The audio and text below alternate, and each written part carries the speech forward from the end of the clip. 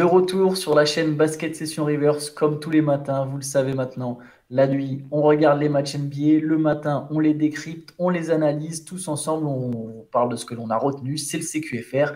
Et pour ça, je suis rejoint par Shai Mamou. Salut Shai. Salut Antoine, Comme d'hab, toujours la même équipe. bien Il y avait sûr. deux matchs du coup cette nuit. Les Sixers ont battu les Celtics à Boston 119-115. Petite surprise déjà avec les Sixers qui récupèrent l'avantage du terrain sans Joel Embiid. Et les Nuggets ont fait le break contre les Suns. Victoire 97-87 à Denver. Ça fait donc 2-0 pour Denver. Il y avait quand même une perf individuelle marquante cette nuit. C'est la perf de la nuit. C'est les 45 points de James Harden. Euh, Incroyable, Qu'est-ce que tu as pensé de ce match de James Harden? James Harden incroyable. vintage. Ah non, mais c'est ça le truc, c'est que je pense que, enfin, moi je vais faire mon mea culpa même si c'est qu'un match. Euh, je pensais pas, et je l'ai dit plein de fois à charge dans les podcasts, toutes les dernières fois où on a discuté de James Harden ou des chances des Sixers, même sur un match, je le pensais plus capable d'être aussi fort offensivement, d'être sur ce niveau MVP avec ou sans Embiid, hein. Attention, j'ai bien aimé sa saison régulière. Je trouve qu'elle a été un peu sous-cotée. Il n'a pas été All-Star et on n'a pas assez dit du bien de lui, je pense. Mais ça restait pour moi du Harden qui s'est adapté et qui était plus le même joueur, quoi. Et puis, je partais du principe qu'en playoff, bah, par force de l'habitude, que Harden allait. Alors, se liquéfier, c'est peut-être un terme un peu fort, mais aller en tout cas être moins fort que sa meilleure version. Et là, bah, incroyable, on a retrouvé, il avait des cannes, 45 points, un game winner. Pour moi, c'est un game winner, c'est pas le dernier panier qui a Ouais, été marqué, c'est le mais, game winner. Ouais. mais c'est le panier le plus important du match à 8 secondes et quelques de la fin. Step back à 3 points devant Al Horford, donc c'est pas en plus, c'est pas un peintre en face en défense sur lui. Même dans le match, il shoot à 17 sur 30, il va que 4 fois sur la ligne. Alors que c'est du James Harden vintage, mais pas tant que ça finalement. C'est-à-dire qu'il a pas passé. D'habitude, les matchs où il sortait des cartons exceptionnels, c'était il allait 15 fois sur la ligne et ça l'aidait à faire le compte. Là, il a été flamboyant, il a été efficace. Et du coup, énorme surprise. Moi, si tu disais petite surprise, moi, c'est énorme surprise. Sans Harden, ça aurait dû être une formalité pour Boston. Grâce à Harden, et pas que, hein, les Sixers ont été. C'est une équipe, mais grâce à Harden, les voilà devant, c'est super étonnant, je trouve. Maintenant, la question pour Harden, c'est en fait qui sortent une grosse perf. Moi, j'avoue, je suis pas non plus extrêmement surpris qu'Harden soit encore capable de faire ça. Surtout dans un contexte où il a tous les ballons, où c'est la star, en tout cas tous les ballons, avec Maxi évidemment, mais où il peut jouer pleinement son jeu. Tu sais bien, c'est vrai que tu as raison de noter que seulement 4 lancés. En fait, aujourd'hui, Harden, il n'a plus tout à fait le même jus, quoi qu'on en dise, c'est plus tout à fait le même joueur qu'au Rockets. Et du coup, il peut plus non plus driver autant qu'avant. C'est un soir avec beaucoup de réussite au tir, en fait, pour Harden. Donc voilà, il a cette capacité, ça reste encore un des meilleurs joueurs de la ligue, et il a cette capacité à aller mettre des matchs à 45 points. Ce costume, il peut toujours l'endosser. Est-ce qu'il peut l'endosser sur toute une série? Je sais pas, je ne pense pas, honnêtement, mais par contre, effectivement, prendre ce game 1 sans Embiid, c'est du pain béni pour les Sixers. Ils récupèrent déjà l'avantage du terrain. Ils n'ont pas grillé une cartouche. C'est Boston qui grille une cartouche en perdant contre une équipe qui est privée de son meilleur joueur. Et avant qu'on parle des autres trucs qui ont bien marché aux Sixers, j'aimerais parler un peu de Boston. C'est quoi, hier, j'ai vu un tweet. Hier soir, j'ai vu un tweet passer. Il y avait 7 ou 8 défaites des Celtics contre des équipes privées de leurs meilleurs joueurs cette saison. Hmm. C'était un tweet qui relayait donc toutes ces défaites. Et je sais qu'il y avait les Nuggets sans Jokic, etc. J'ai pas prêté trop attention, tu vois, à ce tweet. Mais c'est vrai que quand tu y réfléchis, si tu vois une équipe qui a perdu 8 ou 9 fois contre des équipes qui ne jouaient sans leurs meilleurs joueurs, tu peux te dire, ouh, qu'est-ce que ça t'indique en fait? Quelque part, ça te montre, le premier effet, c'est de te dire, cette équipe, en fait, elle se relâche. Hmm. Cette équipe, elle se relâche avant même le début du match. Et ce qui s'est passé cette nuit, je trouve, c'est un relâchement défensif énorme des Celtics. Ils sont super adroits en première mi-temps parce qu'ils agressent dans la raquette, parce qu'il n'y a pas Embiid, et ils finissent à 66 points à la mi-temps, mais ils en prennent 63 parce qu'il y a un relâchement défensif qui est problématique. Et comme par hasard, alors Ford, justement, il a souligné, j'ai vu ça d'ailleurs pour le coup après le match, alors Ford soulignait le fait que les Celtics ont fait preuve de suffisance en défense. Et on l'avait déjà vu contre les Hawks quand ils menaient 2-0. Mais Est-ce que tu penses pas que là, il y a un signe un peu mais si, mais inquiétant pour Boston quand même? c'est presque l'histoire de leur saison et c'est pour ça ils ont pas été aussi convaincants que l'année dernière.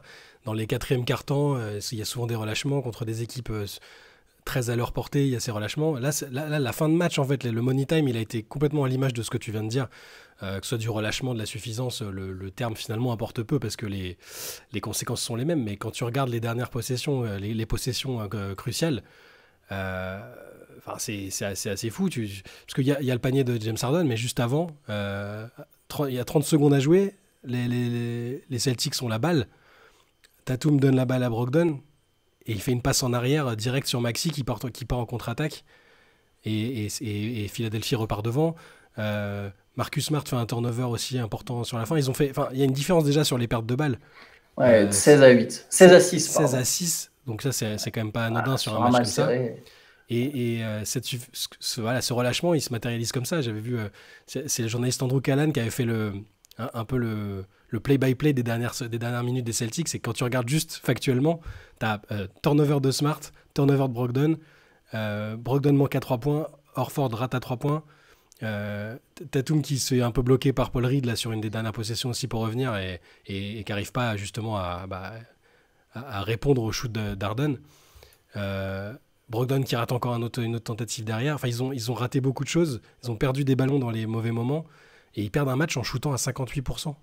J'allais y venir. J'allais te dire, tu te rends compte que Boston perd un match en chutant à 58% au Mm. tir, 38% à 3 points, en dominant au rebond, en ayant fait plus de passes décisives, C'est fou. contre une équipe qui, encore une fois, jouait sans son meilleur attaquant et son meilleur défenseur. Euh, Parce que voilà, je pense qu'il y a eu un manque d'intensité de la part des Celtics. Ils n'ont pas su étouffer. À la limite, Harden est très fort. Harden est capable, comme on l'a dit, de sortir une perf comme ça. Mais derrière, tu peux quand même vraiment étouffer. Ils ont les armes, les Celtics, pour étouffer les attaquants des Sixers. Là, tu fais pas forcément les efforts, tu laisses des tirs ouverts. Philadelphie met 17 paniers à 3 points. Alors ça joue, évidemment, ils font preuve d'une Ouais. superbe adresse. DeAnthony Melton en met 5 à lui tout seul. Voilà, les Sixers ont tiré à 44% à 3 points. C'est ce qui explique notamment qu'en première mi-temps, ils soient restés au contact. Mais je trouve, sans rien enlever à la perf ni des Sixers ni d'Arden, je trouve que Boston, comme on l'avait déjà souligné contre Atlanta, il y a une fâcheuse tendance à Mm. jouer avec l'interrupteur. Ouais, il va falloir voir Et s'ils arrivent à changer cette tendance après. Parce que bon, là, c'est qu'un match. Il y a toujours, tu peux te dire, l'effet de surprise à la maison. C'est arrivé plusieurs fois que l'équipe favorite se loupe à la maison sur le match 1. Bon, ça peut arriver. Mais là c'est pas un loupé classique où rien n'allait. Ou tu vois. Ils étaient en contrôle et comme tu dis, ils ont, je sais pas, ils ont lâché, ils ont peut-être pas assez respecté les Sixers et ce je qu'ils étaient pense que capables c'est de faire. ça. Et au final, je pense qu'ils se sont dit, il n'y a pas Embiid, Paul Reed, ça va, c'est tranquille. Et au final, lui fait un bon match. La façon de jouer des Sixers, c'était pas inintéressant d'ailleurs, parce que ça jouait plus vite, Oui, moins en jeu placé posté plus qu'avec moderne. Embiid. Voilà, plus moderne. Alors, à voir quand Embiid reviendra, s'il revient dès le match 2, ce qui n'est pas garanti du tout. Mais j'ai trouvé ce match très curieux parce que vraiment ce relâchement à la fin et cette adresse des deux côtés, je m'attendais plus à un match alors, pas ultra défensif non plus, hein, mais Boston avait fait son beurre avec la défense l'année dernière et là c'est là aussi qu'on voit c'est pas pour accabler Mazzula hein, qui a fait comme première saison, c'est incroyable d'être déjà aussi bien classé et favori quasiment à l'Est de tête dès ta première saison, mais c'est la différence entre Mazzula et Udoka un peu, c'est ce côté où il privilégie l'attaque et il y a quand même moins d'insistance sur la défense, que ce soit inconscient ou pas. Tu sens que c'est pas la même équipe défensive, qu'il n'y a pas les mêmes efforts collectifs, que les joueurs même individuellement sont moins sur ce mode-là, quoi. Et d'ailleurs, il y a quand même un joueur qui leur faisait du bien en défense et qui est sorti de la rotation, c'est Grant Williams. Ah ouais, il joue plus du Euh, tout, enfin très Grant peu. Williams, Mm. et là il a joué 4 minutes, il aurait fait du bien en fait sur ce duel. Grant Williams, bon, il a une personnalité un peu spéciale. C'est Batman. Ouais, voilà, il se voit parfois peut-être comme un joueur qu'il n'est pas, mais par contre, c'est quelqu'un qui le plus souvent joue dur et qui défensivement aurait pu faire du bien dans les efforts pour recouvrir, pour gêner, contester des 3 points, contester des tirs, gêner Harden avec son gabarit, Ouais. gêner Maxi. Euh, voilà. Je me demande si c'est pas un joueur qui devrait être relancé, mais en tout cas, honnêtement, l'attitude des Celtics, euh, bon, me déçoit personnellement, mais je trouve ça un peu inquiétant. les équipes qui jouent avec l'interrupteur, c'est quand même rare qu'elles aillent au bout, à part les Warriors de Kevin Durant et Stephen Curry. Mais bon, je Ouais, pense pas que les Celtics aient deux MVP dans leur deux MVP all-time en plus pour le coup dans leur effectif. ouais. Ça peut permettre d'enchaîner. Écoute, avec une équipe, je sais pas si tu avais encore quelque chose à dire, mais sinon Non, il y a non. une équipe qui, elle, pour le coup, ne se relâche pas. C'est les Nuggets qui ont gagné contre les Suns. Ouais. Victoire 97-87, donc. Score étonnant, Euh, hein. Score ouais, étonnant quand score même. étonnant, score étonnant. Tout à fait, que ce soit un match défensif. Et justement, je vais te lancer là-dessus. Tu vois, après la victoire des Nuggets, où tout avait plutôt bien tourné avec le Jamal Murray game, les autres joueurs qui apportent, etc. On s'était dit, bah voilà, si Denver joue de la même manière, ça devrait passer. Et en fait, ce que je trouve ironique, c'est que ça s'est pas du tout passé comme le game 1, mais ils ont gagné quand même, juste d'une manière différente dont on n'attendait pas. Ils ont gagné en défense, en fait. Bah, c'est ça. Enfin, mettre les Suns de KD et Booker à 87 points, c'est. Après, c'est surtout dans le quatrième quart-temps hein, qu'ils ont vraiment. Qu'il y a eu cette différence et que cette capacité à pas prendre trop de paniers. Mais en fait, parmi les inquiétudes qu'il y avait et les doutes que. Alors, moi, je partageais pas spécialement, comme on l'a déjà dit, mais je pouvais les comprendre. Les doutes autour de la capacité des Nuggets à aller très loin, c'était quand même vachement lié à leur défense dans le contexte de playoff, parce qu'en saison régulière, on sait que c'est un peu différent et qu'ils peuvent un peu naviguer à vue. Mais parmi ces inquiétudes-là, c'était la capacité à défendre suffisamment fort contre des bonnes équipes en playoff. Et bah là, je trouve que dans ce match-là, ou en tout cas dans ce quatrième quart-temps, bah, ils ont un peu chassé ces doutes-là. Ils ont été très convaincants. Certes, encore une fois, c'est condensé dans un quatrième quart-temps où ils ont Après, réussi. même dans le premier et le deuxième, les Suns mettent que 21 points Oui, oui, oui, non, au voilà. final. Mais C'est ça, juste que les Nuggets marquent pas non plus, parce que voilà, c'est Phoenix ça. défendait C'est très alors, fort aussi. Mais c'est le ton du match, mais c'est vrai que c'est vraiment sur le quatrième carton où, en regardant, ouais, je me disais, tain, ils arrivent pas, enfin, Phoenix n'arrive pas à ils ont marquer étouffé. alors ils ont cette équipe-là sur le terrain, ils n'arrivent pas à marquer. Et effectivement, c'est très lié à la bonne défense collective des Nuggets. Mais oui, comme tu disais, ils ont déjà réussi à gagner de deux manières différentes. Et ça quand même, c'est pas anodin parce que bon, ils sont à domicile, certes, donc À ça peut chaque être fois une en forme faisant de forte logique. impression d'ailleurs. Voilà, il y a une forme de. Encore une fois, ils savent qui ils sont, ils savent comment jouer si un tel est moins bien, si un tel est bien. Là, Murray est pas. Voilà, au niveau de l'adresse, il est pas bien, mais dans le quatrième quart-temps, par contre, il force pas et je trouve qu'il a plutôt été bon sans avoir à prendre de shoot et à marquer. Et c'est Jokic qui s'élève un peu. On en parlait justement Ouais, hier dans le résumé du week-end. Là, cette fois, il fait 39 points, 16 rebonds, 5 passes. Mais là, il s'est un peu fait violence, tu vois. Donc, ouais. et avec ça, à côté, dans le quatrième, Kentavious Caldwell-Pope qui se remet à mettre des shoots. Qui a mis Euh, 3-3 points dans le quatrième quart-temps. Ça a voilà. été le Donc, facteur X, et clairement. là, on a encore vu un peu les différentes options. Le fait que c'est une équipe très complète et qui a différentes armes, et ça se limite pas à Jokic qui fait des stats phénoménales et à Murray une fois sur deux. C'est vraiment collectivement, ils ont quelque chose quand même. C'est indéniable. Non, non, clairement. Les Nuggets, je trouve, font vraiment forte impression. Euh, Après, il y a quelque chose qui leur a facilité la tâche défensivement, c'est le fait que le jeu des Suns est très très stéréotypé. Ça a été finalement un enchaînement d'isolation de Kevin Durant et de Devin Booker Mm. sur tout le quatrième quart-temps. Après, il y a eu une défense très forte des Nuggets dessus et que ça explique que deux superstars comme ça, au final, ont raté beaucoup de tirs. Que 14 points marqués par les Suns. J'ai plus la stat exacte du nombre de tirs ratés, mais à un moment, c'était 4 sur 20 dans le quatrième quart-temps. Je ne sais plus exactement à combien ils ont fini, mais ça doit être dans cet ordre-là. Pour les Suns, il y a quand même quelque chose qui les a. Il y a quand même un fait de jeu. Il y a la blessure de Chris Paul, donc il est blessé à Ouais, l'aine. On ne sait pas encore fin de troisième carton, ouais. exactement. Il restait 5 minutes et les Suns menaient de 6 points, enfin même de 8, de 6 au moment où il se blesse, parce qu'évidemment, il ne peut pas défendre sur le rebond et du coup, parce qu'il se fait mal et du coup, Ouais. il y a un panier des Nuggets. Mais donc, à ce moment-là, je pense que les Suns étaient quand même encore bien. Et je trouve que l'absence de Chris Paul, donc blessé à l'aine, on ne sait pas encore ce que ça va donner pour la suite de la série, mais je trouve qu'elle s'est quand même vraiment ressentie dans le quatrième quart-temps parce que il manquait un général C'est du ça, parquet, c'est quoi. ça. Il manquait un chef de file et les Suns m'ont paru un peu pris de court, un peu perdus. Euh, voilà, Ouais, avec Kevin Durant et Booker qui ont forcé pas mal de tirs. c'est ça. Bah, Chris Paul, il t'apporte le. On sait que c'est un créateur de génie, même à son âge. Enfin, il est capable justement de varier, de proposer autre chose que de la simple isolation pour les autres. Enfin, c'est là aussi qu'on est en train de voir les limites du banc des Suns dont on parle depuis des semaines et depuis le trade finalement. Ah Euh, ben, j'ai une stat, très ouais, brièvement sur le banc, je te donne une stat. Les Nuggets ont marqué 3 fois plus de points en utilisant 2 fois moins.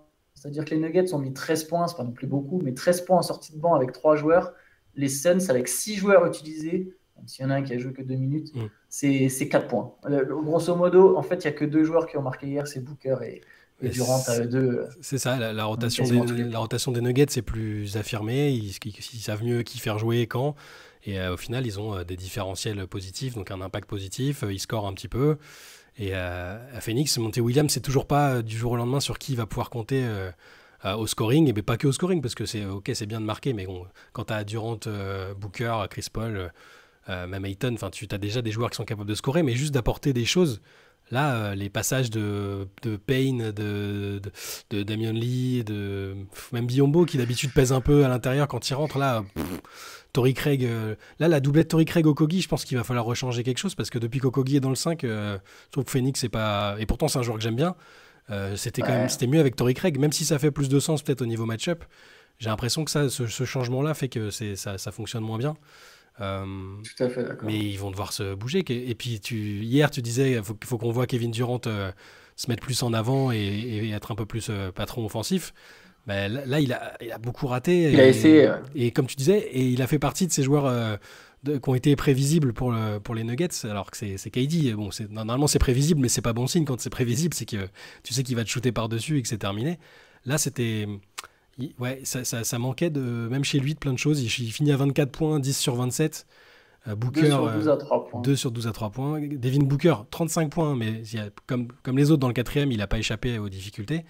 Mais 35 points en quasiment 3 quarts temps, en fait. Hein. Et à Ouais. 14 sur 29. Donc sur le scoring, ils sont à peu près là, les deux ensemble. Sur 87 points, ils t'en mettent 59. Donc ça va. Mais derrière, bah, les moments importants sur la fin de match, c'était pas là. Et c'est là qu'on a plus vu. On a plus vu Jokic, on a vu la plutôt bonne gestion de Murray, je trouve, et puis Caldwell Pope, comme on a dit. C'était voilà, le Denver serein et même pas encore à fond, je trouve. Tu vois, c'est ça. Ils n'ont pas encore épuisé Ouais. toutes les ressources qu'ils peuvent proposer, je trouve. Ouais, je pense qu'ils ne sont pas encore poussés dans leur dernier retranchement, en fait. Même si au final, ce qui est l'ironie, c'est que les deux matchs sont finis. Même si à chaque fois ça finit par 10 points en Mhm. plus, les deux matchs sont relativement serrés, en fait. Ouais. Mais à un moment, dès le départ, tu sens qu'il y a une équipe qui est plus facile que l'autre, parce que tu sens qu'il y a une équipe qui se connaît et l'autre qui ne se connaît pas. Ah bah c'est ça, ça c'est. Et les Suns s'apprennent en fait sur le tas. Euh, c'est tout bête, hein, mais c'est ce que toi et plein d'autres répètent depuis un moment. C'est que, est-ce que cette équipe elle aura le temps de se développer en une seule campagne de playoff? Pour l'instant, la réponse a l'air d'être non. En tout cas, quand tu affrontes un certain niveau, quand il y a un certain niveau en face, celui des Nuggets, premier à l'Ouest, tu vois les limites, quoi. Tu Bah, ce vois les limites serait. entre une équipe qui est prête et Ouais. une qui est encore en construction, quoi, Bah, clairement. ce serait du jamais vu. Je veux dire qu'une équipe.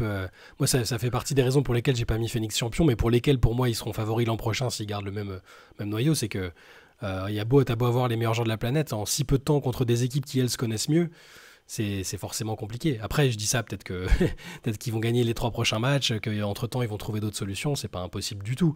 Mais c'est aussi. Ça valide quand même le fait d'avoir un collectif établi qui fonctionne bien. Théoriquement, ça peut t'emmener un peu plus loin que des ajustements en cours de saison, même si c'est avec Kevin Durant, quoi. En fait, il y a encore ce truc dont on parlait une fois, une des clés pour Phoenix, c'est quel joueur de devoir va se révéler, en fait. Mm. Ils ont besoin de ça. Ils ont besoin qu'il y ait un mec du banc qui, d'un coup, alors l'idéal, ce serait pas d'un coup, mais se mette à jouer le basket de sa carrière. Moi, je mise. C'est Damian Lee. Je suis content que Damian Lee ait été vraiment lancé. Il a joué 26 minutes. Je le trouve. Alors, il a joué aussi parce qu'il y a eu aussi la blessure Ouais. de Paul a aidé. Mais je pense que lui a une carte à jouer. Là, il rate ses tirs, donc il finit à 0 point, donc ça donne l'impression que ça ne sera pas lui. Mais quelque part, je l'ai trouvé plus impactant que d'autres. Euh, Lui, il se donne, il peut avoir des soirs d'adresse. Pour moi, Damien Lee, et je suis d'accord avec toi, là, je pense qu'il faut repasser avec Torrey Craig dans le 5. Il était excellent hein, Okogi, sur la série précédente, Torrey ouais, Craig. Okogi, ça marche pas. Ça marche pas et je pense que ça marchera pas. Mieux vaut qu'ils sortent du banc. Mm. Après, bon, il faudra voir de toute façon même est-ce qu'ils vont récupérer Chris Paul ou pas pour le prochain match. Et quel Kevin Durant. Oui, là, il a pris plus de responsabilités. Au final, bon, là, sur ce match-là, avec un peu d'adresse, il finit à 36 points et c'est peut-être plus la même histoire, quoi. Mm. Je pense qu'il voilà, faut que Kevin Durant il puisse marquer cette série de son emprise. Ça fait beaucoup, beaucoup de si pour les Suns. J'ai l'impression que les Nuggets ont quand même beaucoup plus de certitude. La série n'est pas terminée, mais ça me semble compliqué. Et pourtant, Jokic. j'avais mis les Suns gagnants sur cette série, mais Alors, moi, j'ai mis Denver et j'en suis très content pour l'instant, mais Jokic, je l'ai trouvé juste une stat comme ça que j'ai vue qui m'a.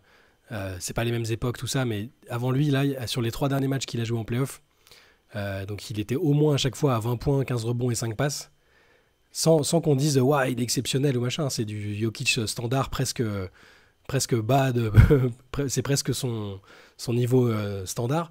Bah, il y a que 4 jours avant lui qui avait sorti 3 matchs de playoff de suite avec 20 points, 15 rebonds et 5 passes. Et t'as Bill Russell, Karim Abdul-Jabbar, Will Chamberlain et Tim Duncan. Voilà. Alors, c'est des époques différentes, tout ce qu'on veut, mais il est incroyable. Je crois que c'est George Eddy sur Twitter tout à l'heure qui disait, qui se demandait si on avait fait. Alors, c'est pas le but du trophée du MVP, hein, mais si tu fais. Si le trophée du MVP compte sur. Enfin, considère la saison entière plus le début des playoffs, Jokic a peut-être mis les deux autres d'accord. Voilà. ça c'est sûr. Et d'ailleurs, à l'opposé, les Nuggets fonctionnent très bien sans lui sur ces playoffs. On sait que c'était pas du tout le cas en saison Ouais, régulière, mais sans lui, Denver a trouvé enfin une espèce de formule où ça joue petit. Il ouais. joue petit et il pousse le tempo à fond parce que voilà, il joue avec des Bruce Brown, des KCP, des Michael Porter Jr., des Aaron Gordon. Donc, tu as des mecs polyvalents qui ont de la taille, qui ont de l'envergure, qui sont capables de défendre, même si ça dépend parfois pour Michael Porter Jr., on sait que c'est pas forcément son point fort, Ouais. mais ces mecs-là sont tout à fait à même de le faire. Et quand ça pousse le tempo comme ça, avec Jamal Murray à la main, il y a un système très intéressant qui se met en place et qui leur permet vraiment de survivre sans Jokic. Ça, pareil, je pense que c'est un très très bon indicateur pour la suite de la C'est compétition là pour Denver. qu'on voit l'importance d'Aaron Gordon encore. Quand sa façon de Ouais, défendre sur KD, les minutes qu'il fait euh, quand Jokic est pas là. Enfin, pour l'instant, c'est un joueur discrètement clé de la série, je trouve. clairement. Clairement. En tout cas, le match 3 là maintenant, on disait déjà que le match 2 il y avait presque interdiction de perdre pour Ouais. Phoenix. Là maintenant, c'est clair à domicile, il ne faudra pas se planter. Euh, Mais bon, ça s'annonce compliqué. Ce soir, on a le début d'une série très attendue. On a le début des Lakers contre les Warriors, évidemment. L'autre demi-finale à l'Ouest. Le Game 1 dont on parlera en grande partie dans le podcast. Donc voilà, n'hésitez pas à revenir sur la chaîne Basket Session tout à l'heure parce qu'il y aura aussi un podcast aujourd'hui et il y aura une late session ce soir sur Twitch. Et l'autre match, c'est les Knicks pardon, contre le Heat. Potentiellement sans Jimmy Butler, Miami, il est encore incertain. On ne sait pas trop est-ce qu'il va jouer, est-ce qu'il ne va pas jouer. Il a sa blessure à la cheville. Et voilà, ça c'est les deux matchs du soir. Et nous, on se retrouve évidemment demain, Shai, pour Yes. débriefer tout ça. Et Yes. enfin, on se retrouve même tout à l'heure pour le podcast. Donc voilà, le podcast sur la chaîne Basket Session Reverse, sur la chaîne YouTube. Salut à tous! À toutes.